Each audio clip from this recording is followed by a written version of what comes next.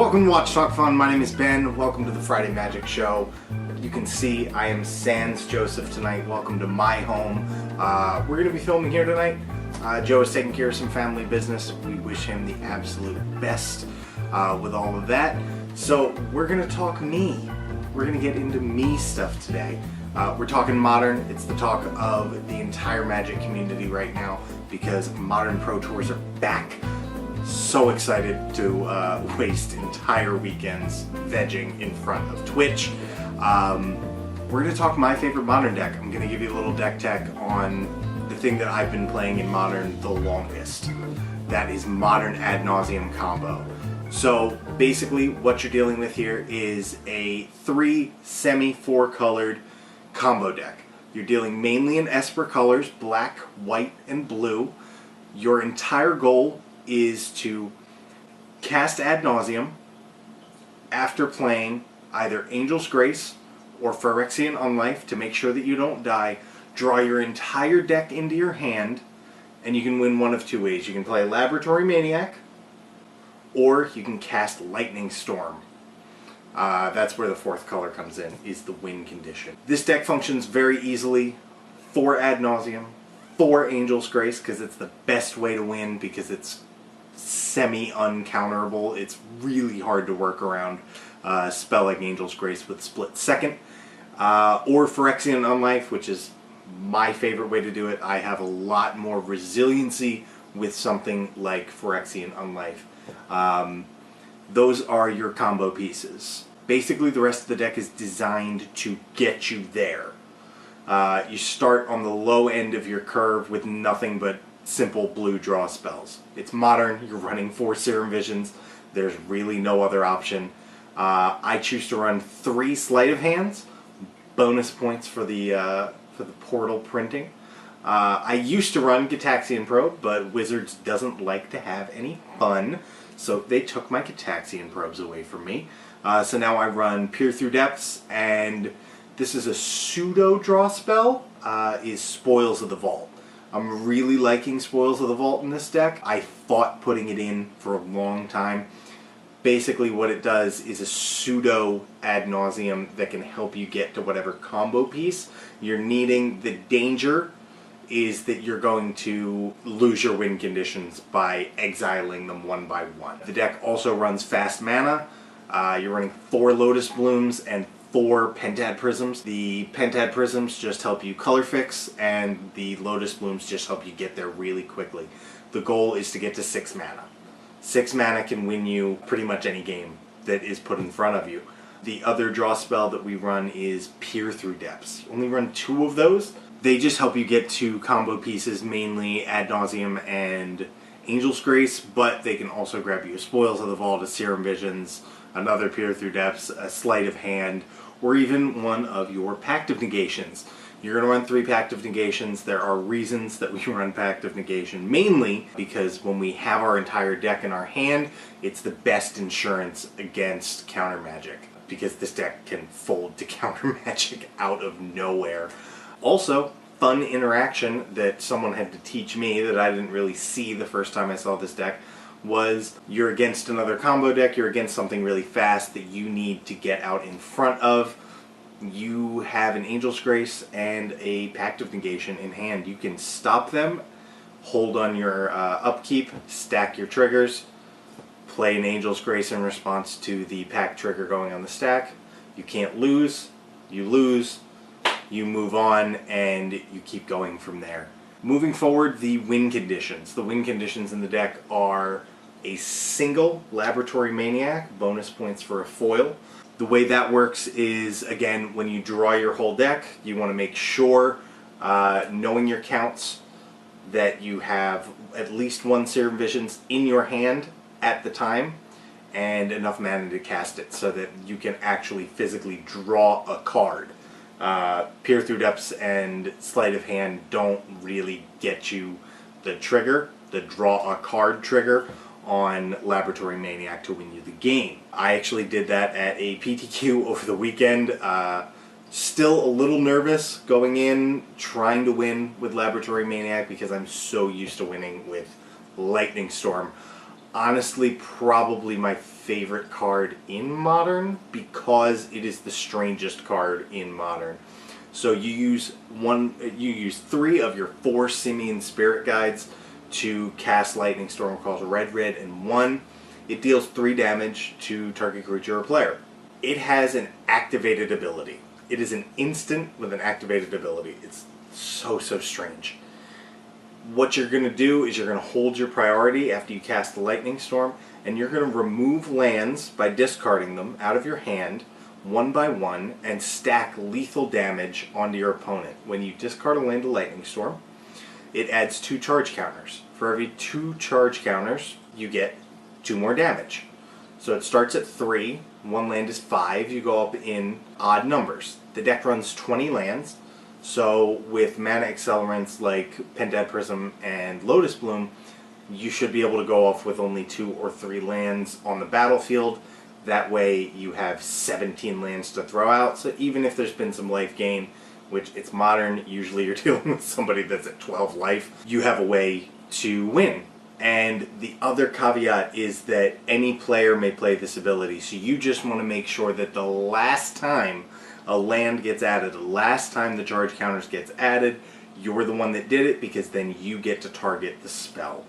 And that's how you win. The land base is pretty simple. It's a little fluctuating. I run mine a little differently than the pros do because I run in a meta where I see a lot of Blood Moon. This deck can straight fold to a Blood Moon, especially a turn 3 one. So I run a little more basic land than most people do. You start with 3 each of Seachrome Coast and Darkslick Shores.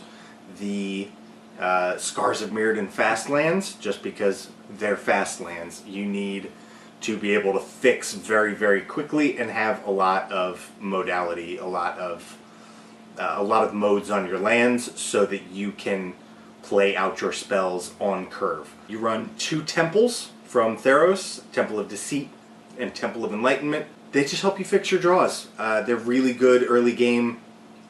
Usually if you see them after turn 3, you're probably just going to hold them in hand unless you're in really bad shape. Then you have 6 5-color lands. You're in 4 Gemstone Mine because they come in untapped and they make any color of mana, which is amazing in this deck. You're in 2 City of Brass. The City of Brass is better than Mana Confluence, specifically because City of Brass deals damage, and if you've gone under with Phyrexian Unlife or Ad Nauseam off an Angel's Grace, you will be in negative life totals, which means you can't use shock lands or things like Mana Confluence. You can't pay life that you don't have, but you can damage yourself more because you can't lose the game according to the combo in your deck. So you can ping yourself with those to help yourself get there if you need to play more spells. We run a 1 of Boseiju, who shelters all.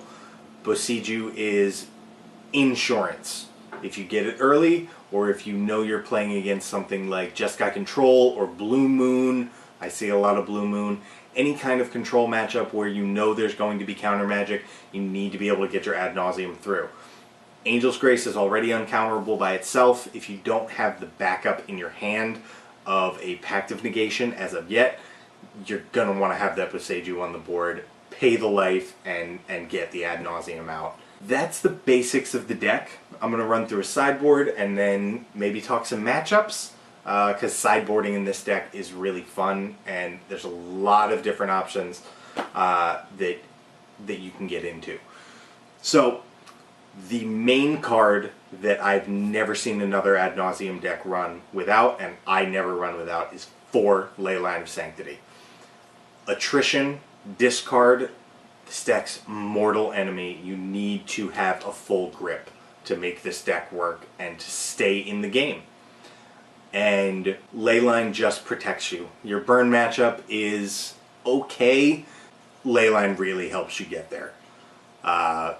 Scape Shift does not have a fun time with Leyline of Sanctity. Burn, the Ad Nauseam Mirror, all these kind of decks really hate it. But it's also in there as insurance against Thoughtseize decks. Jund, Abzan, even some Sultai builds, Esper Control, those things that run Thoughtseize are your mortal enemy. So the other card that I like to run personally is a 2 of Pure Intentions, a card from Saviors of Kamigawa that says it can return all cards that were discarded to your hand at the end of the turn, which is great. And if you discard the Pure Intentions via whatever, you actually get all the cards back. Not all the cards back. You get the Pure Intentions back if it's discarded, which is fantastic. A lot of decks run a single Slaughter Pact in the main board. I tend not to. I like to keep my main 60 very tight and combo oriented for match 1. And if I see that I'm in a little bit of a dire strait, I like to slide in my Slaughter Pact. I run a 2 of Surgical Extraction. Dredge can be really annoying. Living End can be really annoying. This deck has a good Living End matchup. If you can stop them on the first one, get that Living End into their graveyard, rip it out with a Surgical Extraction, they're kind of floundering and they're going to have to start playing fatties, which gives you a lot more time to deal with what they're doing. Gotta run a 1 of Dispel. Dispel is just extra insurance.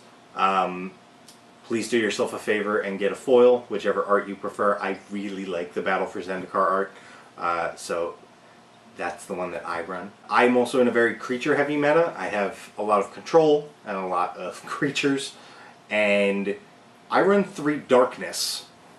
Darkness is a card from Legends. It's been time-shifted. It's Black Fog.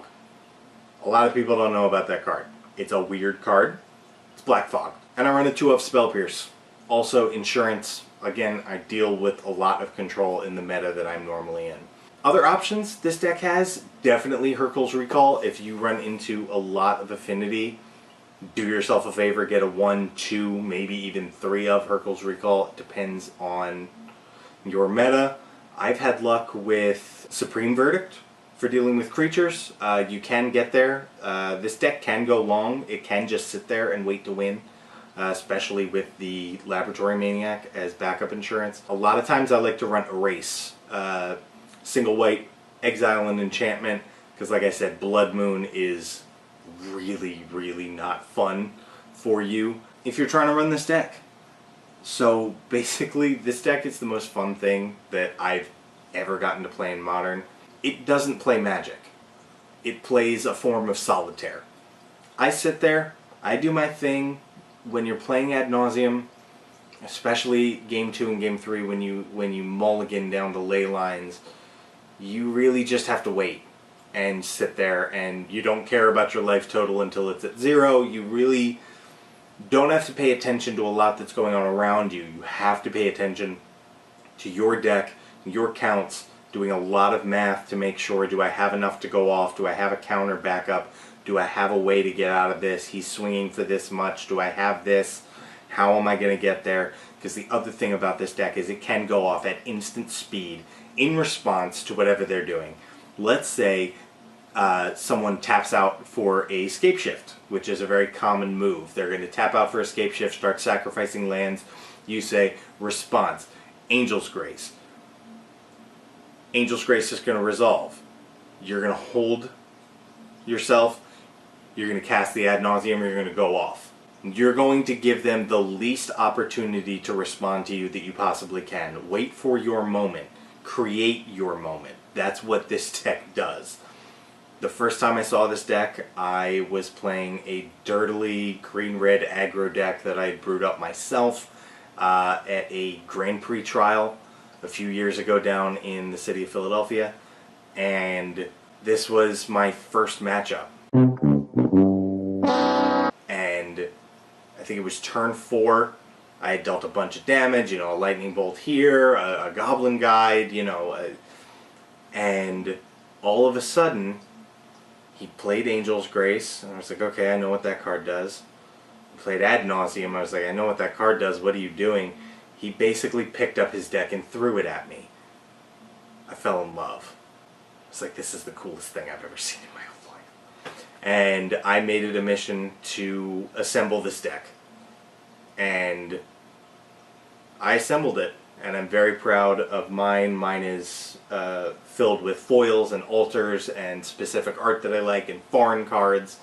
I love this deck so much. I really hope that you got something out of this. And if you have any questions, comments, I'm going to have a tapped out link in the description so that you guys can check it, critique it, tell me how bad I am, maybe make some suggestions. We can have a conversation. Make sure to subscribe to the channel, keep watching Watch Talk Fun for all kinds of nerd enjoyment. Yeah, see you guys next Friday.